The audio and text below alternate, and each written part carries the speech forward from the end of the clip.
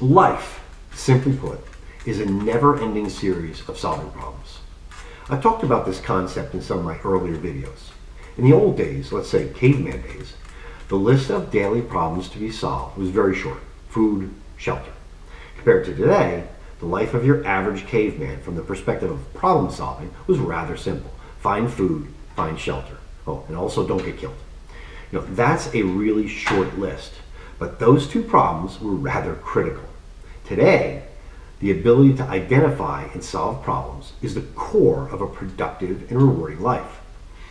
One of your big responsibilities as a parent is to make sure your child understands this and to help them on their way to learning to solve problems on their own. And generally speaking, we have much more complex problems to solve today when compared to our caveman ancestors. Think about everything you do on a daily basis. Problem solving after problem solving. Everything is problem solving. Fortunately, most of those problems are pretty simple. If you were to track each problem you solve as you navigate your daily life, the vast majority of those problems would require little to no effort to overcome. People that have a highly developed brain can solve very complex problems, like diagnosing lung cancer and then performing surgery to rid the body of the disease. Thank goodness there are people that possess those skills, but we need problem solvers at all levels. Some of the best problem solvers I've ever known never went to college. A good old boy I worked with in Atlanta many years ago was one of the best problem solvers I ever knew. What he had was great common sense. Matter of fact, that was the core of his problem-solving talents. For those parents whose kids may not be college material, for whatever reason, that does not mean your child won't be a great problem solver.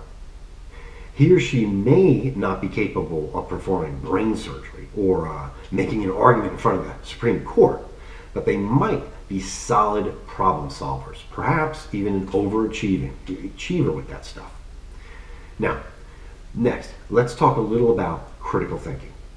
Critical thinking is defined as the objective analysis of an issue in order to form a judgment as to the most effective or efficient way to deal with that issue. Those are a bunch of fancy words, so let me define the difference between problem solving and critical thinking. Critical thinking basically just takes place in your brain, whereas problem solving starts in the brain but manifests itself in the real world by solving a real problem. For a parent of a young child, these two concepts are intrinsically connected.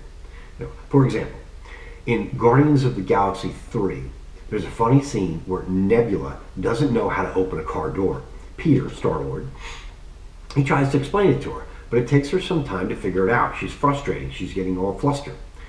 She's trying to solve a simple problem, how to open a car door, but she doesn't use any critical thinking skills to solve that problem. No.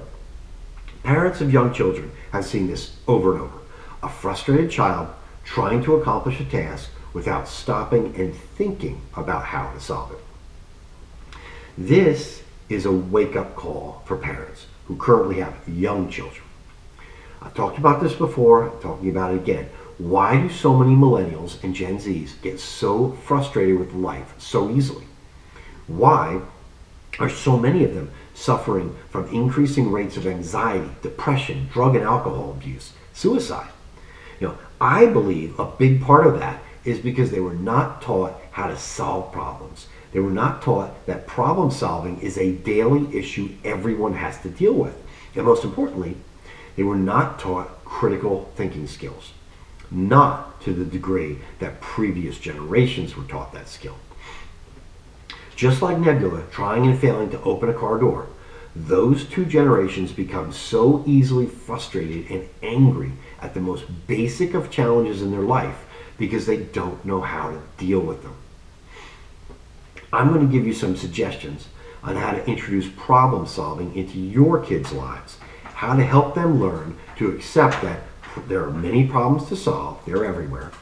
Oftentimes they can't be avoided, and they must be resolved sometimes to move forward, to actually make progress. In my video, What's the Point of an Education?, I talk about the fundamental purpose of primary and secondary education. Elementary school is where we learn to love to learn. In middle school, we learn how to learn. In high school, well, that's learning the basics of critical thinking skills. Although developing critical thinking skills is a challenge for most people, introducing your child to the concept of critical thinking is not as difficult as it might first seem. Every academic process prior to high school should be the foundation for the development of problem-solving skills, which naturally lead to the developing critical thinking skills. Critical thinking and problem-solving are not the same thing, but when you're dealing with an elementary school child, problem-solving is, in my opinion, it's the launching pad for critical thinking. And that brings us to pizza night.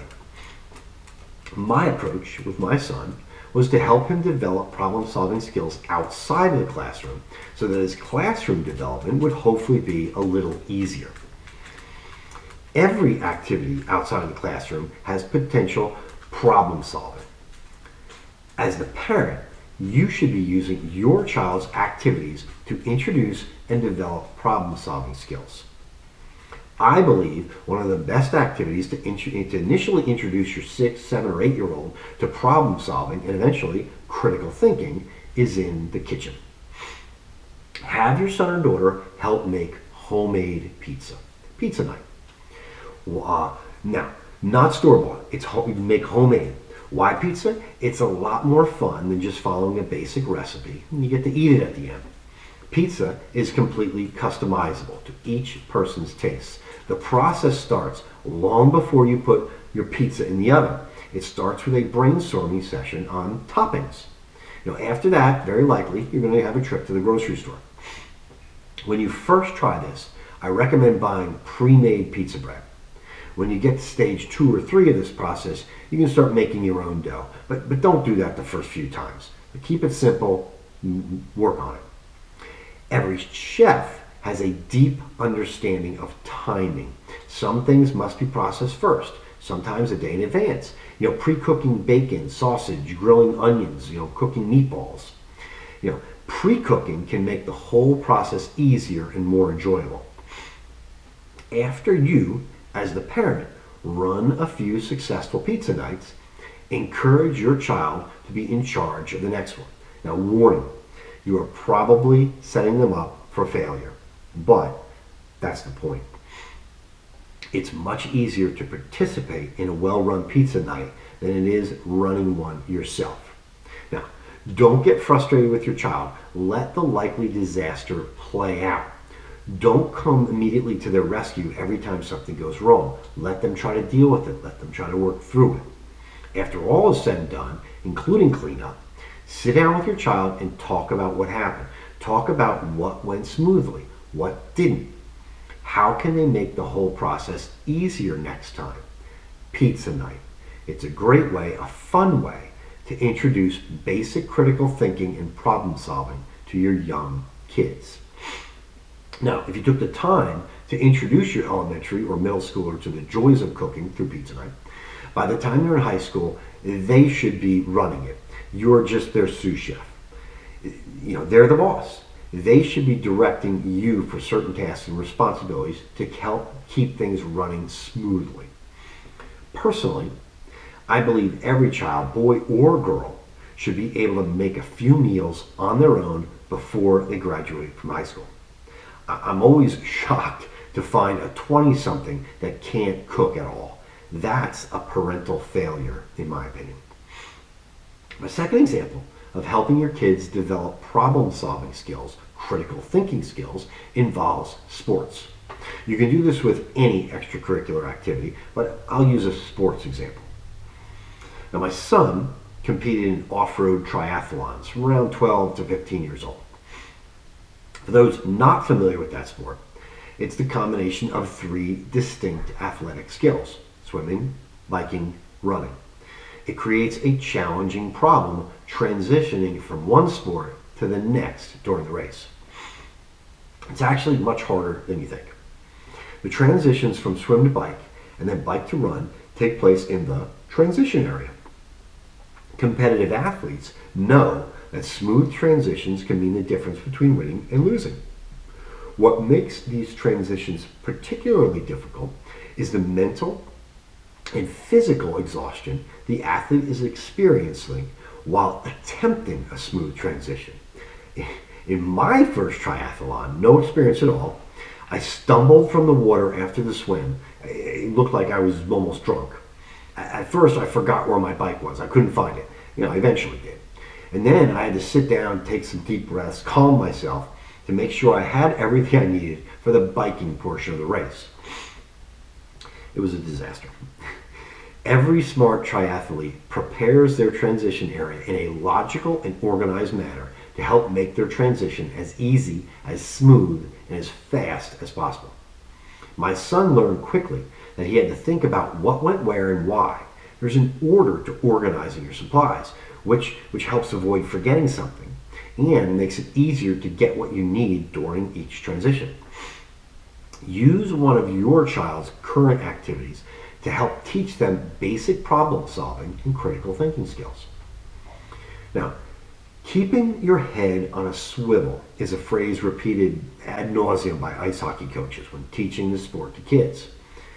A defenseman does not want to mindlessly retrieve a puck from near the boards, while a forward from the other team is skating up behind him ready to crush him right into the boards. Head on a swivel means always paying attention to what is going on around you. Situational awareness. For example, a good critical thinker, while about to cross the road in a crosswalk, would likely notice the slightly swerving Suburban barreling down the street. A critical thinker, someone with their head on a swivel with good situational awareness, would quickly come to the conclusion that although they may have the right of way in the crosswalk, the careening Suburban flying down the road is best to be avoided. Critical thinking is not just about recognizing and solving an immediate problem. It's also about preparing for future problems yet to come. My son was also an avid mountain bike rider. And as anyone will tell you that participates in that sport, bikes break down all the time. Diagnosing a problem and fixing it when you are 10 or 15 miles from civilization isn't just helpful, it's a necessity. The importance of critical thinking actually began long before he actually started pedaling on the trail. Planning a backcountry bike ride takes much more effort than a simple ride around town. Nutrition and hydration are just as important as making sure you are carrying a proper repair kit. You have everything you need if you get a flat tire. All kinds of things. Taking the time to check the weather forecast can be the difference between a horribly uncomfortable ride and a fun day with friends. Did my son fail at this sometimes? Oh yeah. After my son got his driver's license, he drove to a race in the North Georgia mountains, but forgot his biking shoes. He didn't call me to try and fix the problem. He knew I'd feel bad for him, but he also knew I would probably just say, live and learn there, buddy. After a 3-hour round trip driving with zero biking, I had no doubt he'd double check his gear before his next trip. Problem solving and critical thinking skills are the basis, the foundation of an ICD adult. Although most adults can solve the simple problems in their lives, as those problems become more complex, so does the increase of stress, anxiety, and frustrations if those problems can't be remedied easily. Remember, developing a mindset to deal with the many daily problems every adult faces is not contingent on your intellectual capacity. You do not have to be an overly intelligent person to be a critical thinker, a good problem solver. Critical thinkers are first and foremost able to identify problems. If you can't recognize that a problem exists, there's no way you're ever going to solve it. Now, this is important. Explain to your child that they won't always be able to solve their problems on their own. Seeking outside help is not a weakness, not in my opinion. It's a clear sign of intelligence. Take a minute to remember and share with your son or daughter one of the many problems you've resolved with the help of someone else. Make sure your child knows that they can come to you to discuss a problem that they can't solve on their own. Ultimately, it doesn't matter what activity your child participates in. I have no doubt that whatever they do, it involves some form of problem solving. Probably requires some degree of critical thinking. Watch them prepare for their activity. Don't do it for them, but watch and see what they do. Do they do some things that seem illogical? Ask them why they do certain things a certain way. Get them to think about why they do it that way. Get them to consider different approaches. Problems are everywhere. I really don't like the saying that every problem is an opportunity in disguise. Especially when that saying, it's cheesy, but it's especially bad when it's coming from mom and dad. But that saying is definitely true when it comes to preparing your son or daughter to live an ICD life. Raising an independent, confident, good decision maker is all about problem solving. Teach your kids to solve their problems on their own or ask for help if necessary. If you do that and you do it right, you'll be confident they'll be able to deal with life as an adult and the many problems, obstacles, and difficulties they'll face most every day. Thanks for listening.